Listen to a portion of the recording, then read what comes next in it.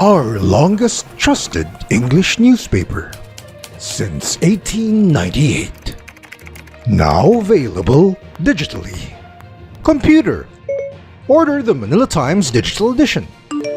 Subscribed. Get the Manila Times Digital Edition for less than 2 pesos and 50 centavos per day when you sign up for 1 year. The Manila Times, news source of choice, trusted since 1898. Good day. Here are the stories for the Manila Times for Monday, April 25, 2022. Commission on Elections spokesman James Jimenez guaranteed the multi-million-dollar contract an event organizer had signed with Sofitel Philippine Plaza to hold a series of presidential debates without seeking authority from the Comelec en banc. The debates, originally scheduled over the last weekend, were called off amid financial issues between the organizer, Impact Hub Manila, and the SPP, the venue hotel. Documents obtained by the Manila Times showed that Jimenez assured Philippine Plaza Holdings Incorporated, which owns the hotel, said that IHM will honor its obligations for staging the debates. President Rodrigo Duterte called on his fellow leaders in the Asia-Pacific region to ramp up efforts to address various environmental concerns, particularly water-related issues, saying countries have to decide wisely for the benefit of future generations.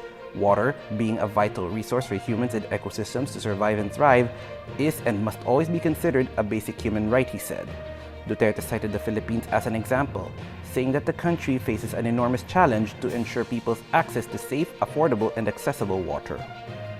Senator Panfilo Lacson vowed to implement an anti-age discrimination policy if he'll be elected president in May. The senator on Friday said under his leadership, there will be fair job opportunities for senior citizens. Lacson said he and his running mate, Senate President Vicente Soto III, are both aged 73, but they are still of sound mind and body because of their healthy and active lifestyles. The presidential aspirant even mentioned that based on his last executive checkup, his doctor told him that his body age is 51 years old or 20 years younger. Lacson discussed the issue when a 66-year-old woman opened up about her concerns of reaching the age of 70, during which she said she would start losing her benefits and other entitlements from a microfinance association where she has been a member of. Former Bangko Sentro ng Pilipinas Deputy Governor Diwa Ginigundo believes Vice President Maria Leonor Leni Robredo has the competence to lead the country's post-pandemic recovery because of her ability to support those in need despite her office's limited resources. During her campaign sorties, Robredo has made a habit of recalling her initiatives in a province or a town, even in distant areas like Ayutthaya, Palawan. Ginigundo said the Vice President has no issues rolling up her sleeves to help the people, citing how Robredo's office outperformed other agencies with bigger budgets.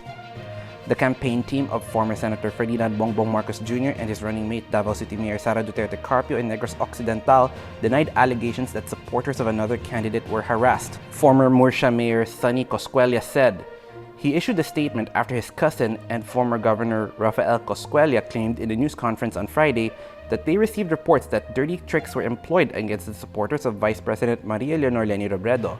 The former governor, who is the Robredo People's Council Negros Occidental campaign manager, expressed concern over at least 5 dirty tricks used against the Leni Kiko campaign, namely threats, deceptions, assurances, vote buying, and removal of campaign materials. Over to business. The average income of Filipino families hardly increased in January to June 2021 from 3 years earlier, a survey released on Saturday by the Philippine Statistics Authority showed. Citing the highlights of the preliminary results of the 2021 Family Income and Expenditure Survey, the PSA said the average income of Filipino families from January to June in 2021 was estimated at 149,980 pesos, up barely 0.2% from the 149,710 pesos in the same period in 2018. It also said that average family expenditure over the same period was 113,670 pesos, down 5.9% from 120,750 pesos in the first half of 2018. In sports, a total of 22 fencers will don the national colors in the forthcoming Vietnam Southeast Asian Games. The men's team is composed of Nathaniel Perez, Samuel Tranquilan, Prince John Felipe, and Michael Nicanor. In foil, Noelito Jose Jr., Miguel Jihan Bautista, Lee Yegran Ergina, and Samuel Herman in the epee, Christian Jester Concepcion, Daniel Villanueva, Sandro Antonio Sia, and John Paul Dairo in the saber.